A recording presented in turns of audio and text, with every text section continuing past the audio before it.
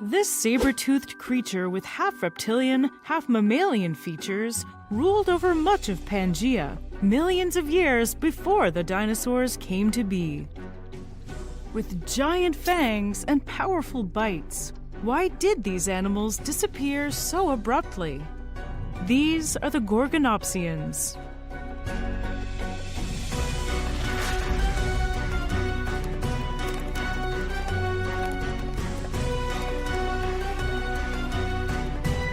Hi, I'm Danielle Dufault, and you're watching Paleologic. Gorgonopsians were some of the most cartoonishly evil-looking genera of animals to ever live. They might have looked like sci-fi monsters, but they were very real, and they were fierce. The Gorgonopsians first appeared about 265 million years ago, in the Permian, a time before the dinosaurs. They evolved from the first proto-mammals to break away from the reptilian family tree. Though to our very mammalian eyes, they pretty much looked like funky lizards. But were they more mammalian or reptilian? Their legs were under their body, like in wolves, rather than to the sides, like in crocs or their ancestors. Their skulls were pretty mammalian, and most species had incisors, canines, and molars like we do.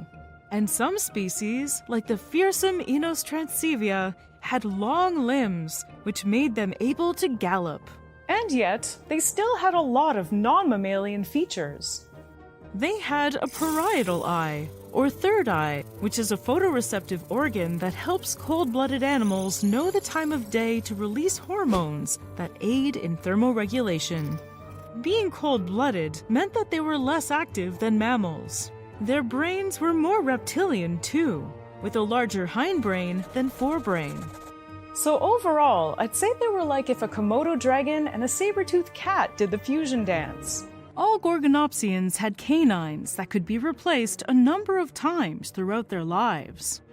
They used them to stab prey and wait for it to weaken or bleed out before administering the coup de grace. Some of their prey was armored and would fight back, and often this would lead Gorgonopsians to lose their saber teeth. Thankfully, there was a backup dagger on the other side, and the broken one would quickly start growing again.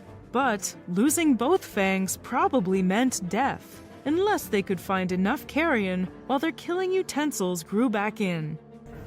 To get around the neck of their prey, their jaws were double-jointed, which allowed them to open over 90 degrees without unhinging it.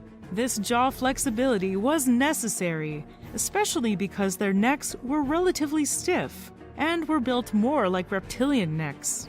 They could move well side to side, but had issues moving their head up and down. At the time, there was only one supercontinent, Pangaea, but their fossils have only been found in southern Africa and Russia, though they were pretty far from each other. For a while, there was controversy regarding why there weren't any Gorgons in central Pangaea, but now it seems it was only a question of climate. Central Pangaea, during this time, was mostly deserts on the west side and swamps in the east. Russia and southern Africa were cold steppes, with large grazers supporting large carnivore populations. And just like with bears and crocodilians, different regions gave rise to different species. In Russia, the king of the north was Inostrancevia. This is probably the most famous of all Gorgonopsians. It was about 3.5 meters long, with a skull the size of a bear's. It was also about 300 kilograms, about the same as a grizzly bear. Their canines were about 15 centimeters long, and their limbs were proportionally longer than those of other Gorgonopsians.